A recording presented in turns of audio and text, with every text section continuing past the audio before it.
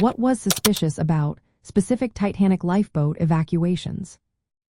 Imagine being on a ship sinking into icy waters, and some lifeboats seem to be acting strangely. That's what many people have wondered about when it comes to the Titanic.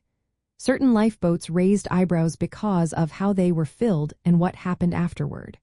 One of the most talked about is Lifeboat Number One, often called the Millionaire's boat. It was designed to hold 65 people but was launched with only 12. That's a huge difference, especially since many others were desperate in the freezing ocean.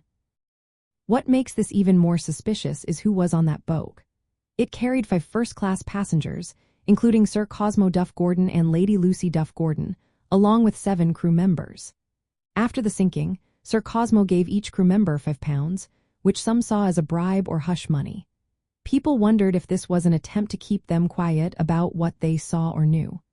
The boat also did not go back to rescue survivors in the water, unlike another lifeboat that did. Some say this was because of fears that the boat might capsize or be swamped by swimmers.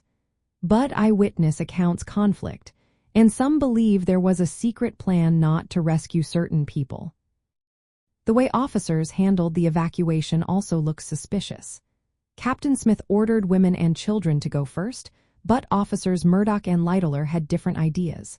Murdoch sometimes allowed men to board if no women or children were waiting. Lightoller strictly kept to the rule of only women and children. He even lowered some lifeboats with many empty seats, leaving men behind.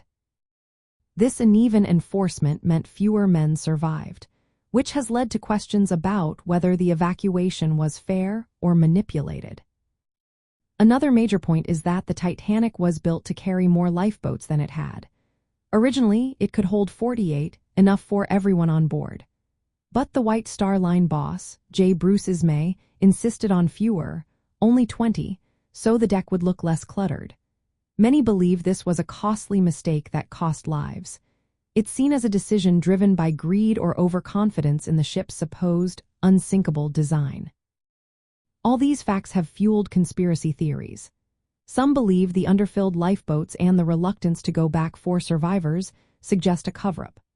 The story of the Millionaire's boat is often seen as evidence that the rich and powerful might have protected themselves at the expense of others.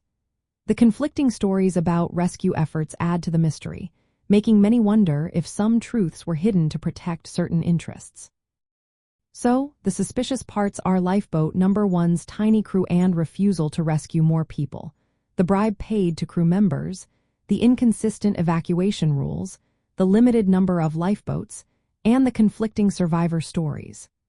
All these pieces fit together to create a puzzle that continues to spark debate and suspicion about what really happened during the Titanic disaster.